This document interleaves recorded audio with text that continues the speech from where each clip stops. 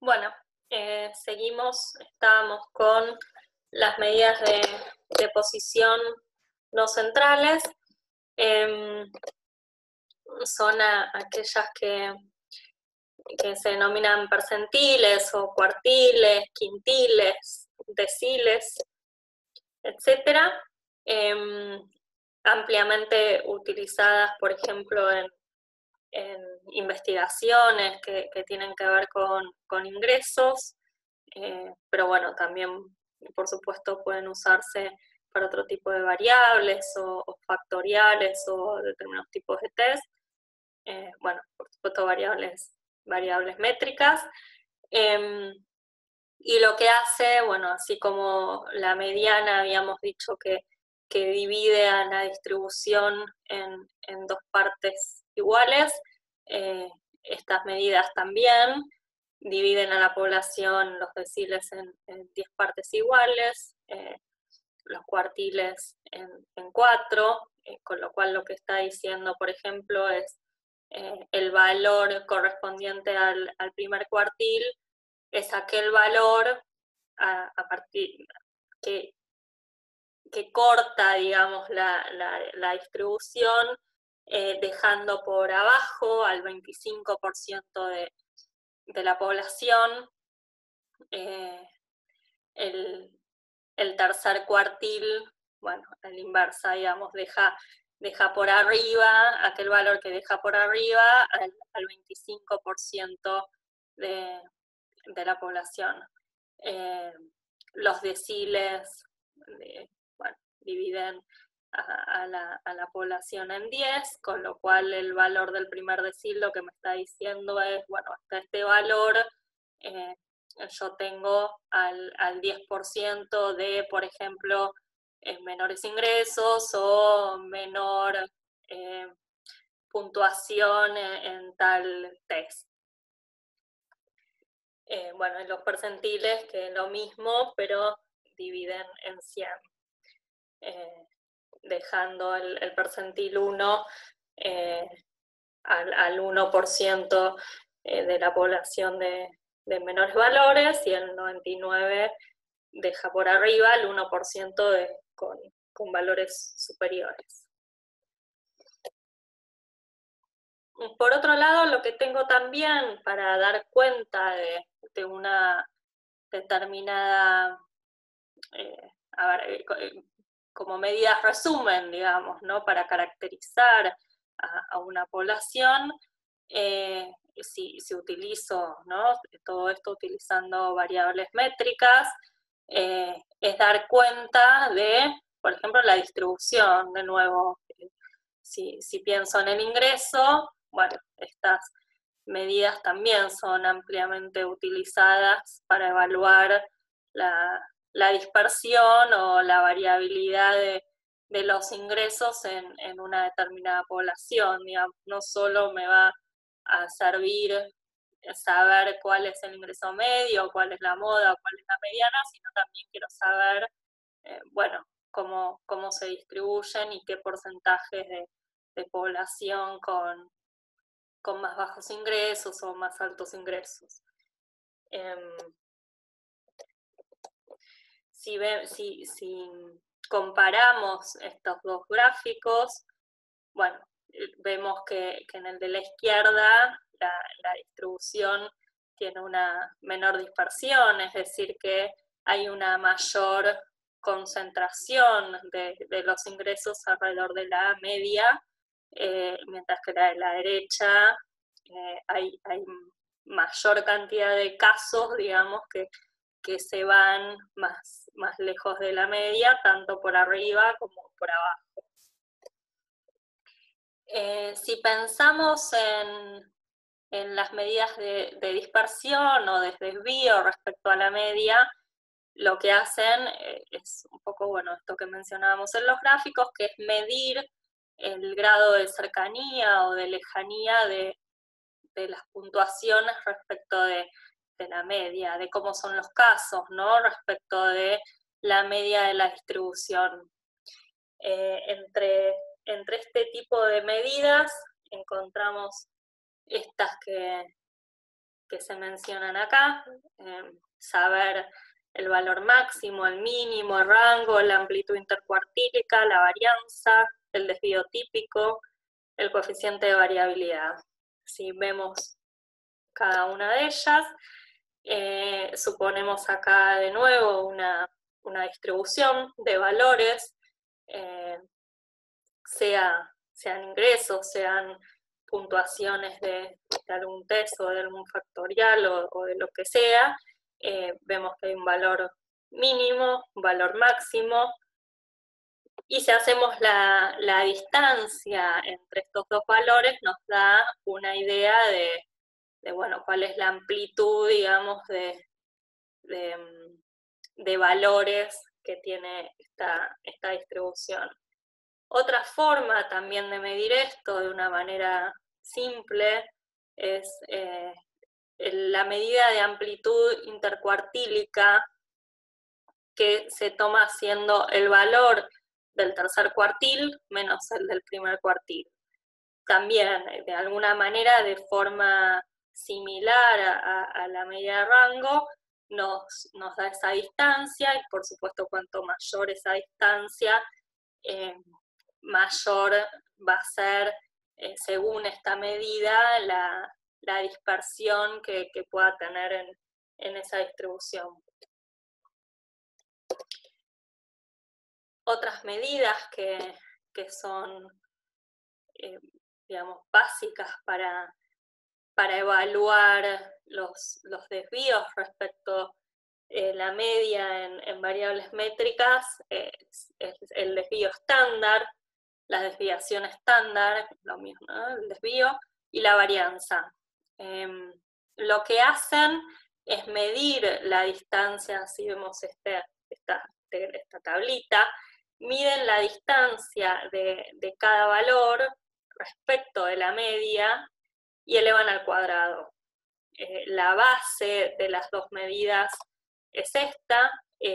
Elevarlo al cuadrado tiene que ver con una cuestión de que, bueno, uno quiere saber esta distancia, más allá de que los casos estén por arriba o por abajo de la media, es decir, que esta distancia sea positiva o negativa.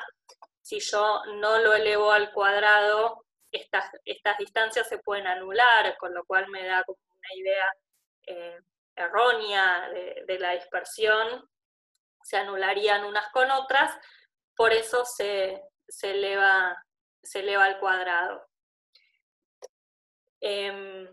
La varianza y la desviación estándar o el desvío típico están íntimamente relacionadas, en realidad tienen las dos como base esto que mencionábamos antes. La varianza es esta distancia elevada al cuadrado y estableciendo un promedio de estas distancias, ¿no? Según todos los casos que yo tenga. Y el desvío estándar lo único que hace es sacar la raíz cuadrada de esta expresión. Con lo cual, bueno, el desvío es la raíz cuadrada de la varianza. De manera de trabajar con valores, digamos, no tan elevados, porque esto, al elevarlo al cuadrado, nos da números muy altos, así que la manera de trabajar más fácilmente estos valores es justamente aplicarle la raíz cuadrada y trabajar con el desvío. Ahora, cuando nosotros comparamos dos poblaciones y queremos ver cuál tiene mayor heterogeneidad, si bien tenemos el desvío y la varianza, en realidad la manera, digamos, correcta que habría que hacer, digo, que habría que tener en cuenta para evaluar qué población presenta mayor heterogeneidad, es tener en cuenta no solo el desvío y la varianza, sino también la media de cada población. Comparar de alguna manera esto con la media, estandarizarlo, normalizarlo, respecto a la media que tiene esa población. Si uno lo ve más simplemente, digamos, a través del desvío de la varianza, suponiendo que estos son ingresos, y queremos ver si en la población de varones o en la población de mujeres hay una mayor dispersión de los ingresos, si yo viera solamente esto, veo que los varones tienen una mayor dispersión, mayor desvío de los ingresos. Sin embargo, también tienen una media mayor, y para hacer una lectura correcta y teniendo en cuenta la estandarización o la normalización por esta media, se recomienda usar otra medida, que es el coeficiente de variabilidad, que justamente nos sirve para comparar la dispersión o la variabilidad de dos o más conjuntos de población con medias diferentes. Y este coeficiente de variabilidad se calcula haciendo el cociente entre el desvío y la media de la distribución. Si suponemos estos datos que nos aparecen en esta tabla, suponiendo un desvío de 4,3 y una media de 21,9, tengo un coeficiente de variabilidad de 0,19, pero para una mejor lectura o más sencilla lectura, si esto lo multiplico por 100, lo que voy a poder decir es que en esta población hay una variabilidad de 19% respecto de la media.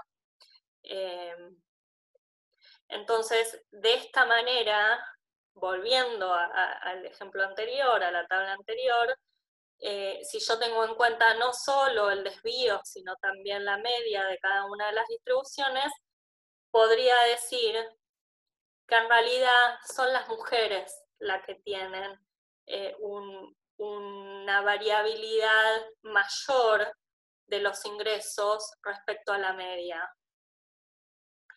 108% de variabilidad respecto a la media en el caso de las mujeres, 105% en el caso de los varones.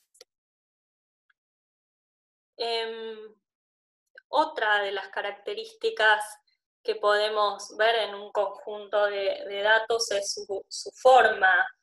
Esta forma la podemos ver, bueno, la podemos ver a través de gráficos o la podemos ver también a través de cómo son sus valores de la media y la mediana, si la media es mayor a la mediana o a la inversa. La podemos también ver con lo que se denomina un coeficiente de asimetría, ver si esta distribución es más simétrica o es más asimétrica, si es más asimétrica positiva o si es más asimétrica negativa. Si nosotros vemos, por ejemplo, esta distribución y vemos que la mediana es igual a la media, bueno, esto nos indicaría que es una distribución simétrica, ¿no? Que tengo una concentración de casos, digamos, tantos valores por arriba de la media o de la mediana y tantos valores por abajo de la mediana. Una distribución normal, lo que después vamos a mencionar un poco eso, es una distribución simétrica. Si yo tuviera esto, por ejemplo, una distribución en la cual la mediana es menor a la media, lo que estoy diciendo es que hay una mayor concentración de casos en los valores más bajos, en los niveles más bajos. Esto es típico, por ejemplo, de los ingresos, ¿no? Que tengo muchas personas con ingresos más bajos y tengo menos personas con ingresos más altos, o incluso casos de valores extremos que me pueden tirar la media muy para arriba. Por eso la media va a terminar siendo, en este tipo de distribuciones, mayor a la mediana. Acumulo el 50% de los casos bastante rápidamente, digamos, ¿no? Bien, porque acá tengo más. Con lo cual, bueno, hace esto, ¿no? Que la media sea mayor a la mediana. Esto sería asimétrica positiva o con cejamiento a la derecha, que de nuevo, si uno toma, por ejemplo, una base de datos que tiene datos de ingresos y hace este tipo de gráficos, va a ver justamente esto o incluso mucho más pronunciado con curvas, con curvas de esta manera, ¿no? Muy concentradas en los valores bajos y con casos extremos, pero muy pocos casos extremos, muy poca gente con ingresos muy altos. Bueno, por el otro lado, asimétrica negativa a la inversa, ¿no? Lo que veo acá es que tengo muchos casos en los valores más altos de mi distribución y pocos en los más bajos, con lo cual a la inversa mi media va a ser menor a la mediana. Acá voy a necesitar como seguir subiendo en valores para acumular al 50% de mi población y tener el valor de la mediana.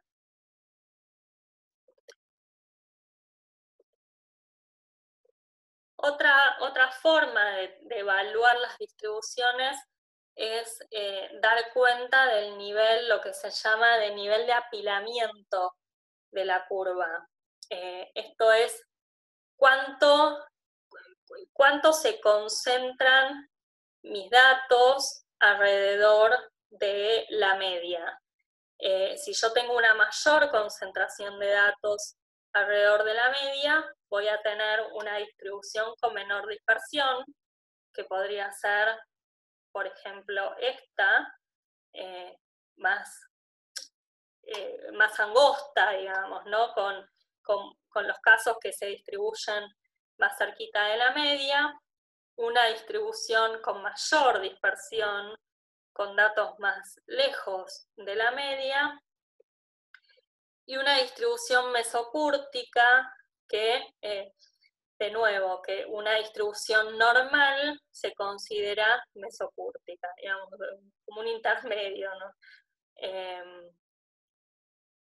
Una distribución normal. También voy a poder medir esto, así como había un coeficiente de asimetría. Si ese coeficiente de asimetría es igual a 0, voy a poder decir que la distribución es simétrica. Si es positivo, cuanto más lejos de 0, más asimétrica es. Esto un poco lo mismo con un coeficiente que se denomina coeficiente de kurtosis, que mide este grado de apilamiento de la curva. Cuanto más cercano a 0, más cerca a lo que vendría a ser una distribución mesocúrtica.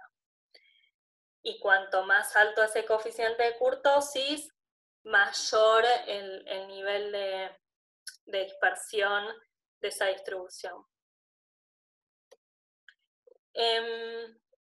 Hay varios modelos de distribución en los cuales nos basamos para analizar las distribuciones observadas de distintas variables en nuestra base de datos. La más habitual, la más conocida, es la curva normal. La curva normal, vamos a ver que, bueno, dijimos un poco ya, es una curva como en forma de campana, simétrica, mesocúrtica, esto que decíamos antes, que no es ni con mayor dispersión ni con menor dispersión, y la vamos a utilizar como parámetro de comparación para evaluar nuestras propias distribuciones, no las distribuciones observadas. Cuánto una determinada distribución, por ejemplo, de los ingresos, se parece o no a una distribución normal, que algo ya dijimos que en general no se parecen para nada, que son justamente los ingresos que se caracterizan por distribuciones con asimetría hacia la derecha, ¿no? Con esa cola de pocos casos en los valores más altos. Pero esta curva normal nos sirve como parámetro para evaluar la distribución de frecuencias en una determinada población que nosotros queremos evaluar. Bueno, lo que se denomina como campana de Gauss. Y lo que interesa más que nada, bueno, una distribución normal estandarizada tiene una medida de 0, un desvío típico de 1, pero voy un poco a esto primero. Con esto sí, con esto ya terminamos, pero una distribución normal se caracteriza por tener, digamos, si uno evalúa la cantidad de casos y cómo se distribuyen los casos, debería haber, digo, si realmente se distribuyen con una distribución normal, que el 34,1% de los casos tiene, se desvía, se va de un desvío de la media, un desvío para la derecha, y el 34,1% un desvío para la izquierda. Si uno ve cómo es la distribución de los casos, a 2 desvíos de la media, yo voy a tener al 95% de los casos. Si esto fuera, no sé, asimétrica positiva o asimétrica negativa, esto no se da. No se da que a un desvío de la media yo acumulo 68,2% de los casos. Esto nos sirve de nuevo como parámetro para evaluar determinadas distribuciones observadas, y lo que se hace también es trabajar habitualmente, ustedes por ahí lo ven en alguno de los textos que vamos a dar para más adelante, es trabajar con puntuaciones Z, es decir, como con estandarizaciones, el número de unidades de desviación típica de un individuo o de un caso respecto de la media. Digamos, si yo tengo un caso acá y tengo todo esto en puntuaciones Z o estandarizado, voy a poder decir que este caso, si está acá, está a menos de un desvío de la media. Si está acá, voy a tener que decir que ese caso está a más de 2 desvíos de la media. Digamos que la estandarización la estandarización, normalización o el cálculo en puntuaciones Z se realiza muchas veces en distintas técnicas estadísticas y tienen que ver con facilitar, digamos, la evaluación de mis distribuciones, ¿no? En cada caso, si yo lo quiero trasladar o calcular en puntuaciones Z, tengo que hacer el valor del caso menos el valor de la media de toda mi distribución, dividido el desvío típico de toda mi distribución. Y yo con eso puedo decir, digamos, a cuántas puntuaciones Z está mi caso respecto de la media. Si estoy yendo para atrás, que esto un poco me la había salteado, bueno, igual algo dijimos, es la distribución normal es simétrica, bueno, habíamos dicho también mesocúrtica, unimodal, ¿no? Tiene una sola moda.